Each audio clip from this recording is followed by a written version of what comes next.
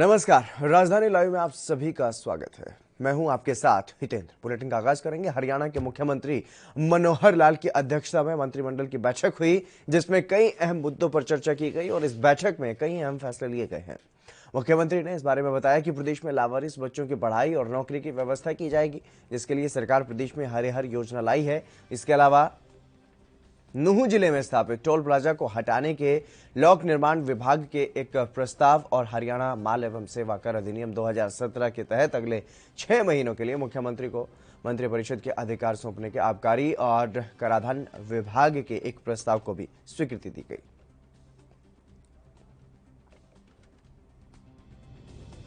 ये जो पॉलिसी है इस बार 20 मई से लागू होगी।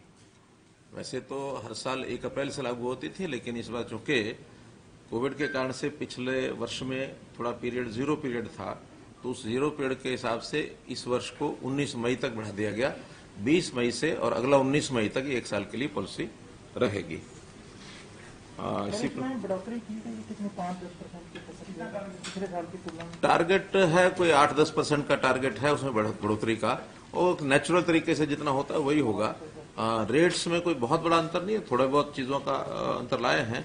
इतना है कि जो कोविड सेस हमने पिछली बार लगाया था इस वर्ष में, वो इस वर्ष तक ही रहेगा, अगले वर्ष में वो कोविड सेस नहीं रहेगा। 20 से खत्म हो जाएगा। हाँ, 20 तारीख से कोविड सेस खत्म हो जाएगा। एक नूंह जिले का टोल प्लाजा है, पुराना से लकड़पुर, सिंगलहेड़ी, ठेंगड़ी, जलालपुर, एक छोटा टोल टैक्स है राजस्थान सीमा तक। उसकी कलेक्शन बहुत कम थी और हम सामान्यतया जिस टोल का 1 करोड़ रुपए से कम टोल टैक्स इकट्ठा हो, ऐसे टोल को हम चालू नहीं रखते हैं, तो उसकी लगभग 60 लाख रुपया ही साल की कलेक्शन आ रही थी, इसलिए उसको बंद कर दिया है।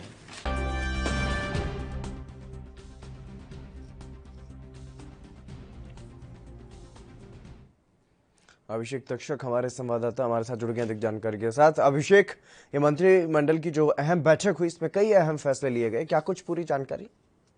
बिल्कुल, देखिए इसमें जो बीते कल जो मुख्यमंत्री मनोहर लाल की अध्यक्षता में जो कैबिनेट की बैठक हुई, उसमें कई बड़े अहम फैसले लिए गए, जिसके अंदर जो है सबसे जो बड़ा जो फैसला जिसको कहा जा सकता है कि नई जो एक्साइज पॉलिसी है वो आई है, और वहीं जो लावारिस बच्चे जिनको किसी न किसी कारणवश जो माँ बाप के द्वारा जो छोड़ दिए जाते थे, जिनमें जो बाल संरक्षण केंद्रों में जो पलते थे, लेकिन उसमें 18 साल तक की उम्र में उनका रखरखाव किया जाता था, उन ऐसे बच्चों के लिए सरकार ने जो है एक नई जो योजना जिसका नाम है हरी हर योजना वह लेकर आई है। इसमें क्या है, 25 साल तक की जब तक इनकी उम्र नहीं हो जाती तब तक जो है सरकार उनका लालन पालन, पढ़ाई लिखाई, इस तरह की व्यवस्था जो है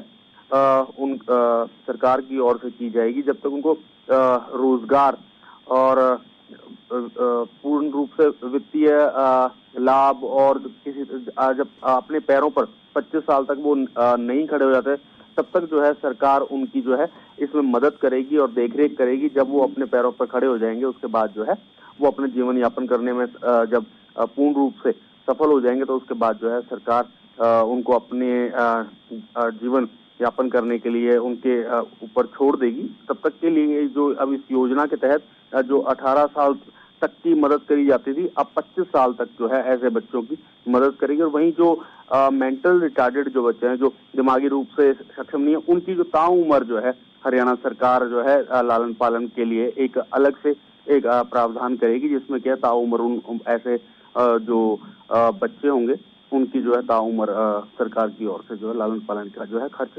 उठाया जाएगा। जी हितेंद्र। जी अभिषेक, इसके अलावा क्योंकि कोरोना महामारी को लेकर के बेकाबू होते हुए हालात दिखाई दे रहे हैं, ऐसे में क्या कुछ अहम फैसले लिए गए हैं? जी बिल्कुल, देखिए जो कोरोना ऑक्सीजन की जो पूर्ति की जो बार बार बात आ रही थी कि ऑक्सीजन की जो है कमी है, तो उसको भी सुनिश्चित मुख्यमंत्री मनोहर लाल के द्वारा किया गया कि हरियाणा में इस तरह की कोई भी जो है समस्या नहीं है। पूर्ण रूप से जो जितनी जरूरत है ऑक्सीजन की, उतनी पर्याप्त मात्रा में जो है हरियाणा में जो ऑक्सीजन मौजूद है। और वहीं जिस तरह एक बात सामने आई थी कि दिल्ली में जो हरियाणा का एक ऑक्सीजन का जो ट्रक लूटा गया था उसके बारे में भी उनका साफ तौर पर, और दिल्ली में आपूर्ति पूर्ण रूप से पूरी नहीं हरियाणा के द्वारा की जा रही, तो उस पर भी उन्होंने साफ तौर पर बताया कि अब पूरा रोस्टर सिस्टम बना दिया गया है कि पूरा एक खाका तैयार कर दिया गया है कि दिल्ली में कितनी ऑक्सीजन जाएगी, उसके मांग के अनुसार दिल्ली में भी ऑक्सीजन दी जाएगी, और वहीं जो हरियाणा को जितनी ऑक्सीजन चाहिए उतनी पूर्ति जो है हरियाणा अपने प्रदेश में भी करेगा। और मुख्यमंत्री केजरीवाल का भी जो है मुख्यमंत्री मनोहर लाल ने बताया कि उनका खुद फोन आया और उन्होंने जो है इसमें खुशी जाहिर की कि जो हरियाणा सरकार का जो सहयोग है उसके लिए जो है केजरीवाल ने हरियाणा सरकार का धन्यवाद भी किया। तो इस तरह के और कई तमाम जो बड़े जो विषय जो कि इस कैबिनेट की बैठक में जो है रखे गए और उनको मोहर लगी। जी हितेंद्र। जी अभिषेक, इसके अलावा अगर बात की जाए किसानों की, तो फसलों की खरीद और भुगतान को लेकर के भी तमाम आरोप जो है वो सरकार पर लग रहे हैं, उस बारे में क्या कुछ मंथन, क्या कुछ फैसला लिया गया? देखिए, इसमें जो किसानों के द्वारा जो आंदोलन चल रहा है उस पर जो सबसे बड़ा जो सरकार की ओर से जो पहले ही फैसला लिया गया था कि उनको वैक्सीनेशन का जो उनका कोविड टेस्ट हरियाणा सरकार की ओर से कल 4 बजे उनकी किसानों के साथ जो जिला प्रशासन सोनीपत है उनकी बैठक भी हुई थी, लेकिन हालांकि किसानों ने इस पर साफ तौर पर मना कर दिया कि उनकी ओर से कोई भी जो है कोविड टेस्ट नहीं करवाया जाएगा। और वहीं फसलों का जो है उठान की जो मंडियों में जो प्रक्रिया है उस पर उन्होंने मनोहर लाल खट्टर की ओर से ये कहा, साफ तौर पर कहा गया कि उठान में जो है तेजी लाई जाएगी और जो पेमेंट है वो डायरेक्ट जो है इस बार जो है किसानों के खातों में गई है, जिससे किसानों को जरूर लाभ होगा। और किसान इस पर जिन्होंने खुशी जाहिर की है सरकार की ओर से कि पिछली ये पहली बार इस तरह का जो प्रावधान हरियाणा सरकार की ओर से किया गया कि जो डायरेक्ट किसानों की फसल का जो पैसा है वो डायरेक्ट किसानों के पास जा रहा है, न कि आड़तियों के द्वारा जो है किसानों को जा रहा है। जी अभिषेक, लेकिन लगातार जिस तरीके से कोरोना के मामले बढ़ रहे हैं उसको लेकर के एक और फैसला लिया गया है, दुकानें शाम 6 बजे से बंद करने का आदेश जारी किया गया है और कई तरह की और भी पाबंदियां बढ़ाई गई हैं। उसके अलावा और किस तरीके से आगे की रणनीति रहने वाली है, क्या इस पर भी चर्चा की गई?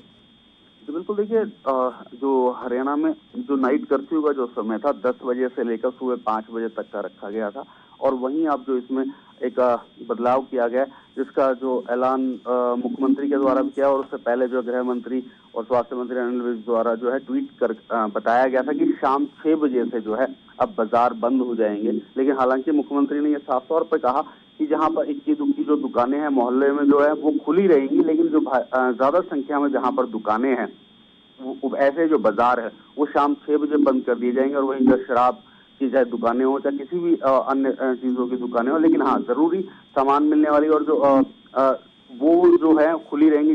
मेडिकल की जो दुकानें हैं इस तरह की जो है वो खुली रहेंगी और जरूरी सेवाएं शामिल जिसमें होती हैं वो वाली ऐसे जो प्रोडक्ट्स जो सेल होते हैं वो खुले रहेंगे। लेकिन बाजार जो है वो शाम 6 बजे जो है हरियाणा सरकार की ओर से आदेश जारी कर दिया गया कि शाम 6 बजे के बाद जो है वो प्रत्येक जो बाजार हरियाणा में प्रत्येक जिले में वो बंद किए जाएंगे, लेकिन मोहल्ले आदि में जो इक्की दुक्की जो दुकान है वो खुली जा सकती है। जी अभिषेक, इसके अलावा उस बारे में क्या कुछ जानकारी है, क्योंकि किसानों की तरफ से बार बार कोरोना वैक्सीन लिए जाने के लिए भी मना किया जा रहा है और वहां पर जांच करवाने के लिए भी मना किया जा रहा है, क्या वजह है, क्या डर है किसानों के भीतर, क्यों वो सहयोग नहीं कर रहे हैं सरकार के इस मामले में?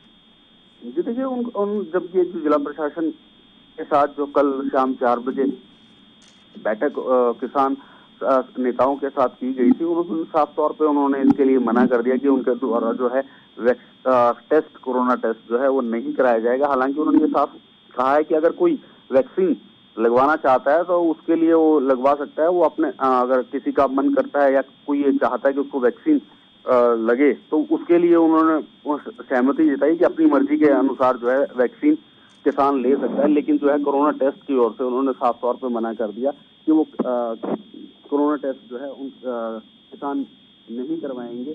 और जब तक उन्होंने अपने आंदोलन को भी जो साफ तौर पे उसके बारे में भी कहा कि जब तक ये तीनों कृषि कानून और एमएसपी की जब तक गारंटी नहीं होगी जब तक ये आंदोलन जो है इसी तरह जो है जारी रहेगा और सरकार को उनकी जो मांगे हैं वो माननी पड़ेगी, चाहे उसके लिए उनको कितना भी लंबे समय जो है अपना आंदोलन के लिए बैठना पड़े। जी जी अभिषेक, तमाम जानकारी देने के लिए बहुत शुक्रिया आपका। तो मुख्यमंत्री मनोहर लाल खट्टर की अध्यक्षता में ये अहम बैठक हुई और इसमें कई ऐसे फैसले लिए गए जो कि काफ़ी अहम फैसले हैं, लेकिन कोरोना को ध्यान में रखते हुए भी कई बड़े फैसले लिए गए हैं और पाबंदियां बढ़ाने पर ध्यान है, क्योंकि बार बार सरकार की तरफ से कहा जा रहा है कि लॉकडाउन नहीं लगाया जाएगा, हालांकि सख्ती जरूर बढ़ाई जाएगी।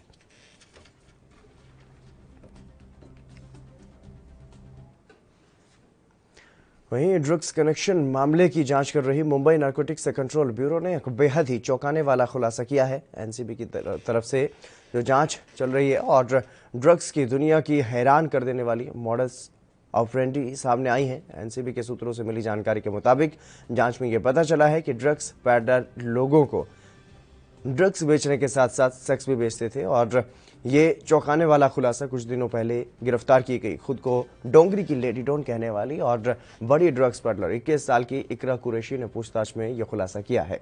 नारकोटिक्स कंट्रोल ब्यूरो के एक वरिष्ठ अधिकारी ने भी इस बारे में बताया कि इकरा कुरैशी इसी तरह की मॉडल्स ऑपरेंडी के साथ महिलाओं का एक गैंग भी चलाती थी।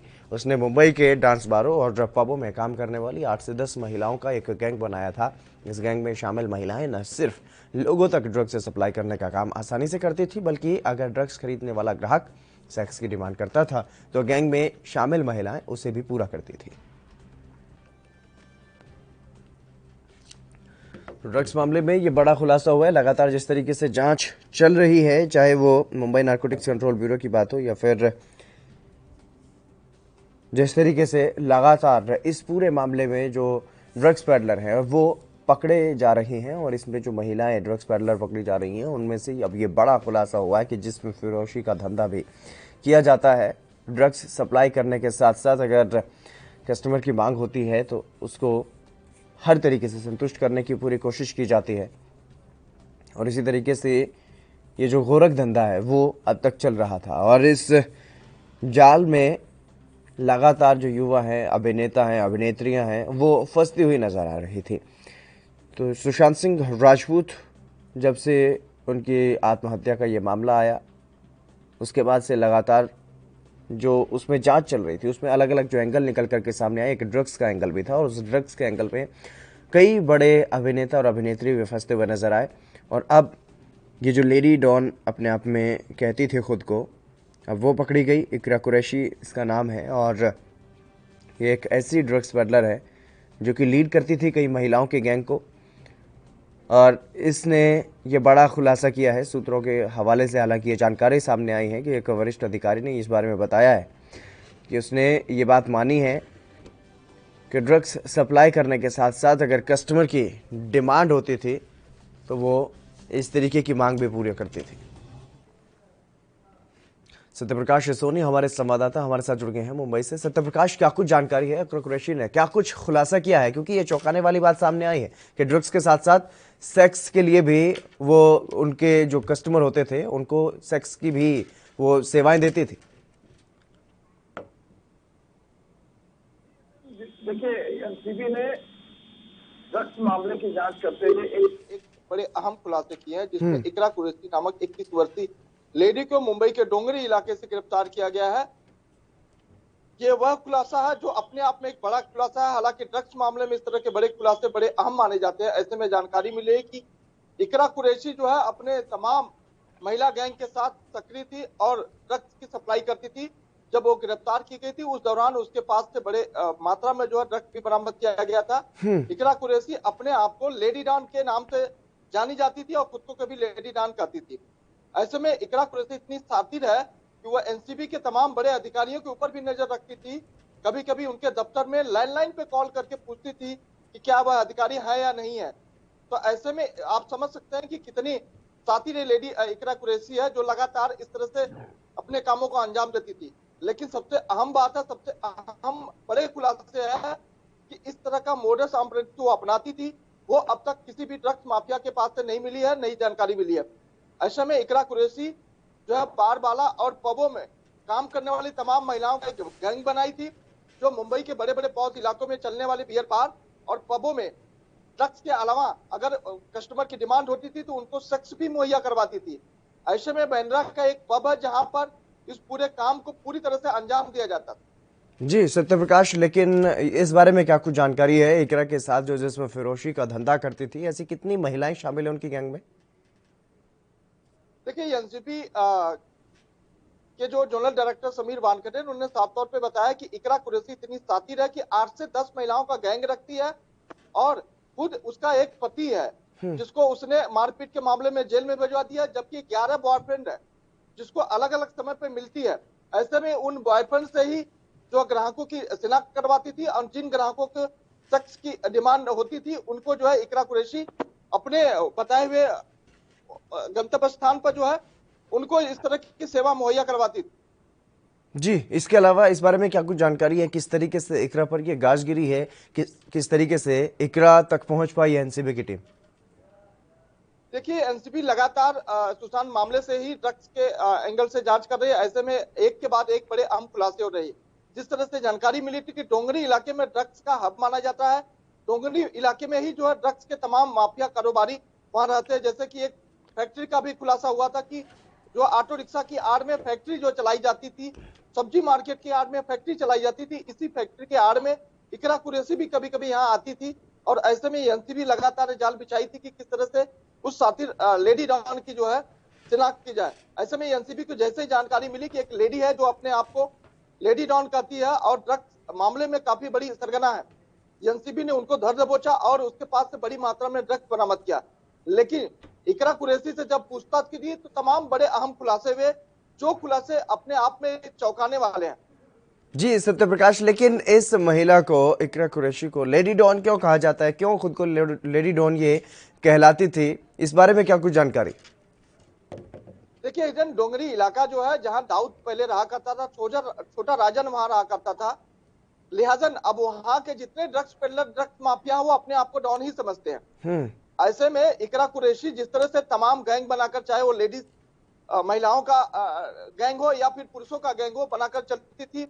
ऐसे में जिस तरह से जानकारी में कि 11 बॉयफ्रेंड उसके और एक पति, उसने खुद अपने पति को भी जेल भिजवा दिया मारपीट मामले में। बाकी कई बॉयफ्रेंड को जो उसके साथ नहीं जमती थी या तालमेल नहीं बैठता था, उसको भी ड्रग्स मामले में मुखबिरी करके उनको भी जेल भिजवा दिया करती थी। तो इस तरह से इसके कृत्य जो है इस तरह से थे, जाहिर तौर पर इसी वजह से इसको लोग जो है लेडी डॉन के नाम से जानने लगे थे। लेकिन जिस तरीके से जो तमाम लोग जो इसने, जो जैसे कि आप बता रहे हैं कि जो बॉयफ्रेंड थे उनको भी जेल में भिजवाया है, तो क्या पुलिस को इस बारे में भनक नहीं लगी कभी भी कि ये जो लेडी है वो खुद इस तरीके का धंधा करवाती है उनसे?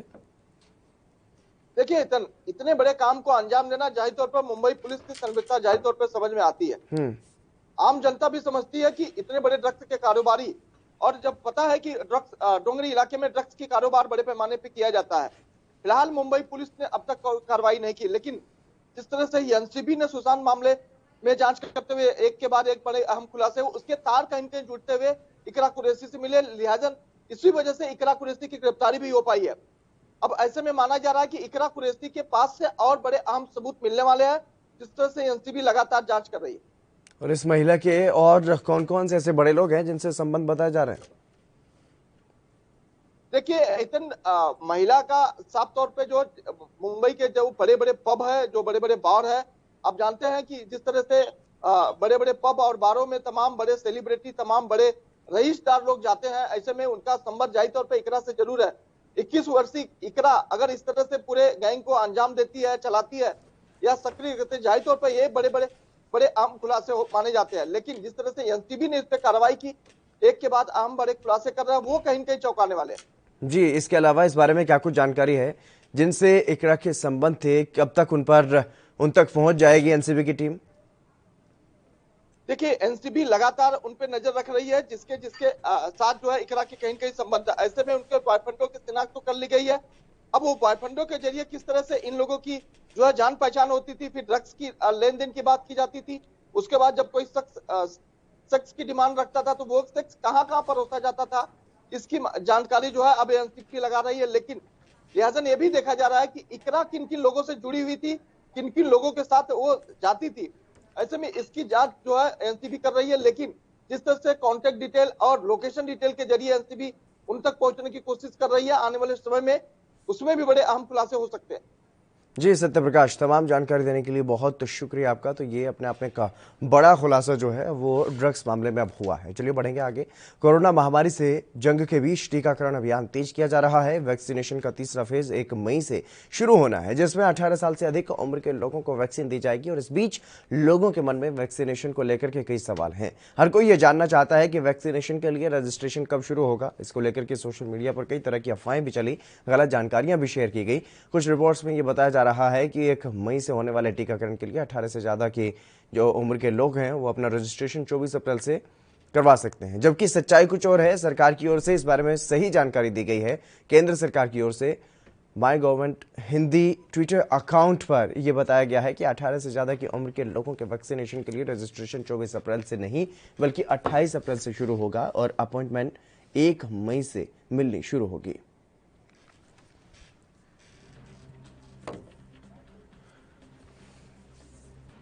तो लगातार जिस तरीके से कोरोना के मामले बढ़ रहे हैं, लगातार अब 3 लाख से ज़्यादा जो मामले हैं वो हर दिन सामने आने लगे हैं और ऐसे में मौत के मामले भी बढ़ रहे हैं। तो भारत सरकार ने अब ये बड़ा फैसला लिया है। प्रधानमंत्री नरेंद्र मोदी ने इस बात का ऐलान किया था कि 1 मई से तीसरा चरण जो है वो शुरू होगा, जिसमें 18 साल से सभी लोग अब वैक्सीन लगवा सकेंगे।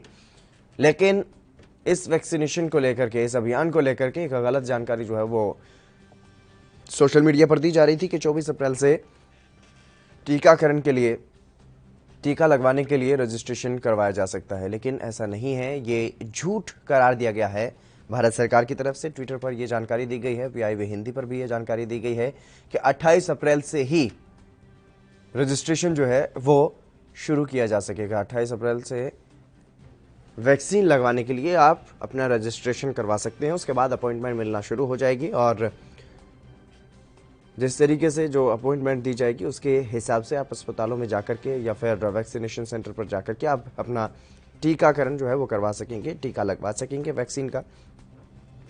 लेकिन जो जानकारी फैल रही थी 24 अप्रैल से रजिस्ट्रेशन को लेकर के, वो जानकारी गलत बताई गई है भारत सरकार की तरफ से। इस बारे में जानकारी देते हुए बताया गया है कि वो जानकारी गलत थी और सही तारीख जो है वो 28 अप्रैल है। 28 अप्रैल के बाद से आप वैक्सीन लगवा सकेंगे।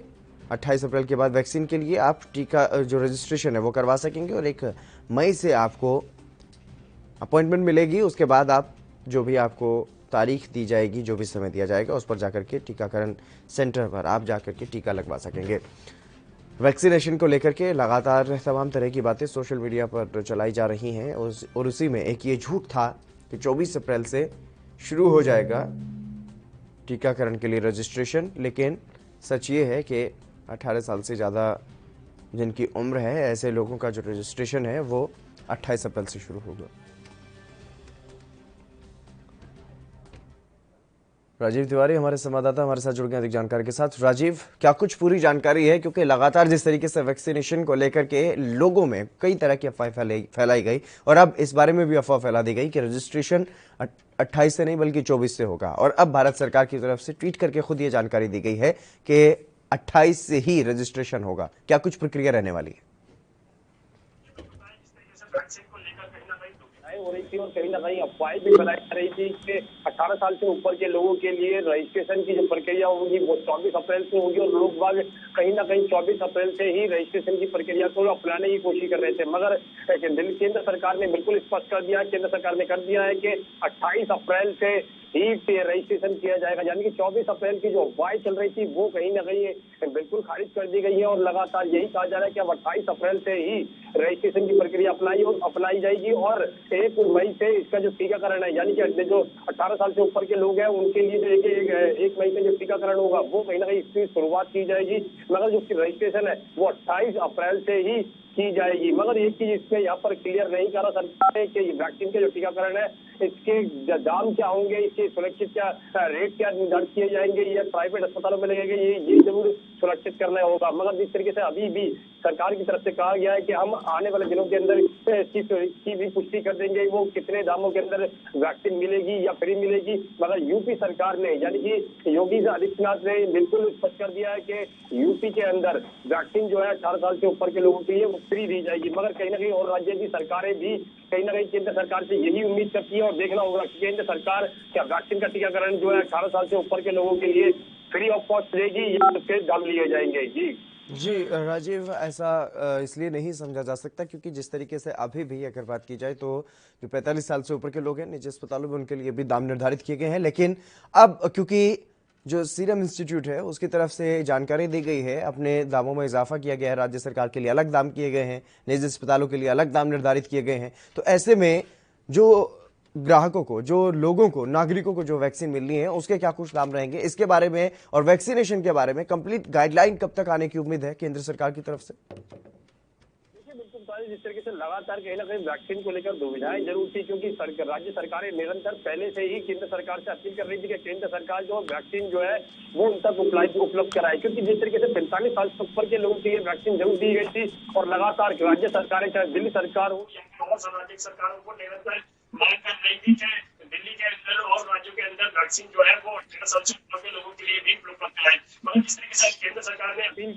अपील को मान लिया है और कहीं ना कहीं 18 साल से ऊपर के लोगों के लिए वैक्सीन का टीकाकरण दिया जाएगा, तो जाहिर है कहीं ना कहीं वायरस का जो खतरा है उसको कम करने के लिए कोशिश की जा रही है। और युवाओं के अंदर खासतौर पर कहा गया था खुद प्रधानमंत्री मोदी जी के द्वारा कि युवा जो है वो जागरूक हो और कहीं ना कहीं सोशल डिस्टेंसिंग बना के रखे, अपने आसपास का माहौल वो एक ऐसा बनाए जिससे कहीं ना कहीं वायरस का खतरा कम हो और लोगों को जागरूकता हो।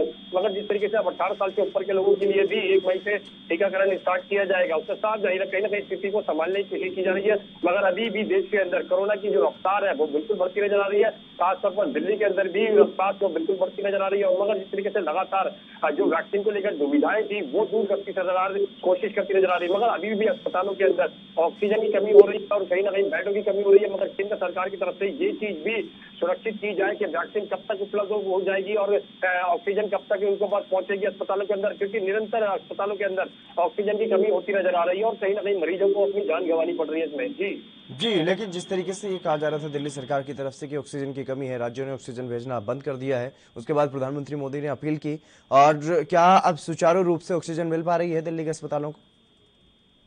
देखिए बिल्कुल बात करें वैक्सीन की तो वैक्सीन अस्पतालों के अंदर बिल्कुल उपलब्ध है। उसके लगातार हर अस्पताल के अंदर, चाहे वो कोविड अस्पताल है या फिर नॉन कोविड अस्पताल है, उनके अंदर भी वैक्सीन की प्रक्रिया अपनाई जा रही है। क्योंकि बात करें हिंदुराव अस्पताल की तो वहां पर भी कहीं ना कहीं वैक्सीन की प्रक्रिया बिल्कुल अपनाई जा रही है और लगातार निरंतर लोग आ भी रहे हैं, अपना टीकाकरण करा भी रहे हैं। मगर जो 18 साल से ऊपर के लोग हैं उनके लिए भी अब 1 मई से स्टार्टिंग की जाएगी। इसकी रजिस्ट्रेशन के लिए 28 अप्रैल से कोशिश की जाएगी कि 28 अप्रैल से आरोग्य सेतु पे अपने आप रजिस्ट्रेशन कराएं और जब टीकाकरण होगा यानी कि 1 मई को तो अपना आधार कार्ड लेकर जाए। मगर जिस तरीके से लगातार अभी वैक्सीन के लिए कहीं ना कहीं जद्दोजहद करनी पड़ रही थी, वो वैक्सीन बिल्कुल मिलती नजर आ रही है और कहीं ना कहीं राज्य सरकारें भी केंद्र सरकार से अपील कर रही थी कि वैक्सीन की जो कमी हो रही है मगर वैक्सीन अब उपलब्ध है और लगातार कोशिश की जा रही है कि दिल्ली के अंदर भी और पूरे देश के अंदर भी कोरोना की महामारी को रोका जा सके। मगर बिल्कुल बिल्कुल राजीव, तमाम जानकारी देने के लिए बहुत शुक्रिया आपका। तो लगातार जिस तरीके से ये वैक्सीनेशन की लेकर के एक